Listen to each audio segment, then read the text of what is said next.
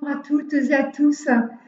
Aujourd'hui, nous allons parler des hormones. Alors, pourquoi les hormones? Parce qu'elles sont cruciales, vitales, puisque ce sont des molécules messagères de tout notre organisme, que durant toute notre vie, elles vont être responsables majeures de notre faim, de notre satiété, de nos humeurs, de notre poids, de nos envies, de notre sommeil.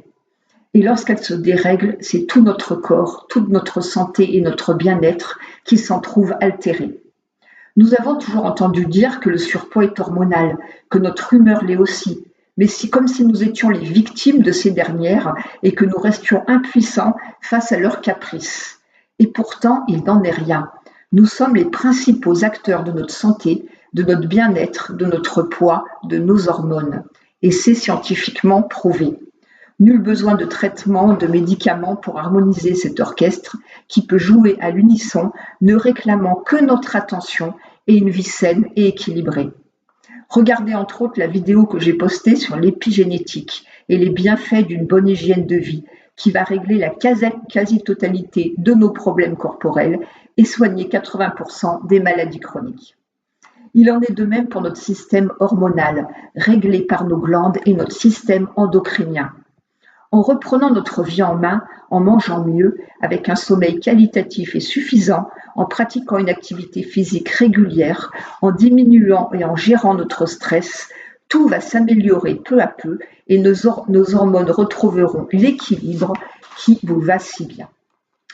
Côté alimentation, privilégiez les poissons gras, les fruits de mer, riches en oméga 3, les œufs, la viande blanche, les légumineuses, les choux, les légumes colorés et les fruits. Parsemez votre alimentation d'épices, d'huile d'avocat, de lin, d'amandes, de noix, de graines de lin, de tournesol et d'avoine. Limitez l'alcool et le café qui vont stimuler le cortisol, qui à petite dose est bon, mais pas à forte dose puisque c'est l'hormone du stress. Buvez des tisanes, des infusions de plantes, telles que la camomille, la passifleur, la sauge, la maca, l'onagre, le gâtelier, le ginseng, la rhodalia, l'ashwagandha, la lavande, entre autres, qui vont réguler ces hormones et qui vont vous apporter la sérénité. Préférez les fruits entiers au jus de fruits ou intégrez la pulpe afin d'en avoir et les vitamines et les fibres. Pratiquez une activité physique régulière 2 à 3 fois par semaine. Marchez, nagez, faites du vélo, aérez-vous. Pratiquez le qigong, le tai chi, la relaxation, la méditation et la cohérence cardiaque. Mais pas de sport intensif le soir, ni d'écran 1 heure avant de vous coucher, ni café ou alcool. Préparez votre sommeil en vous relaxant. Côté vitamines, axez sur les vitamines A, B6, D, le zinc, le magnésium et le sélénium. Pensez également aux fleurs de Bach et à l'homéopathie qui sont des méthodes naturelles et efficaces. Parlez-en à votre médecin selon les symptômes que vous avez.